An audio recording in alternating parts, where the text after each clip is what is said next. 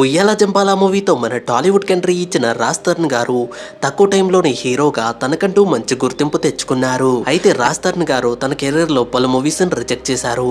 అయితే ఆ మూవీస్ ఏంటనేది ఈ వీడియోలో తెలుసుకుందాం.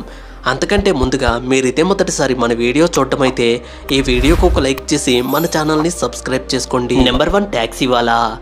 విజయ్ దేవరకొండ అలాగే ప్రియాంక జవాల్కర్ జంటగా నటించిన ఈ మూవీ బాక్స్ ఆఫీస్ వద్ద బ్లాక్ బస్టర్ హిట్గా నిలిచింది.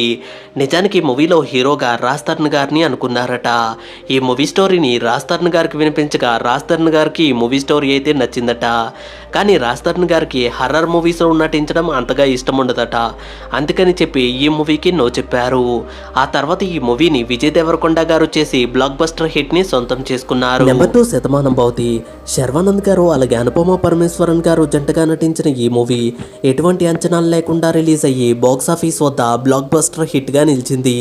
నిజానికి ఈ మూవీ కోసం రాజ్ తరుణ్ గారిని సంప్రదించారట.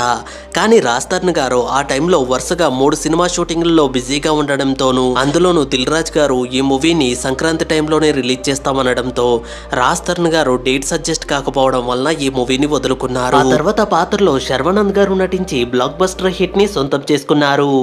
8 కోట్ల బడ్జెట్తో తీసిన ఈ మూవీ బాక్స్ ఆఫీస్ వద్ద 55 కోట్ల వరకు కలెక్ట్ చేసి బ్లాక్ బస్టర్ హిట్ గా నిలిచింది. ఈ వీడియోకి ఒక లైక్ చేసి రాజ్ తరుణ్ గారు నటించిన మూవీస్ లో మీకు ఇష్టమైన మూవీ ఏంటో కామెంట్ చేయండి. అలాగే వెళ్తూ మన ఛానల్ ని కూడా సబ్స్క్రైబ్ చేసుకోండి.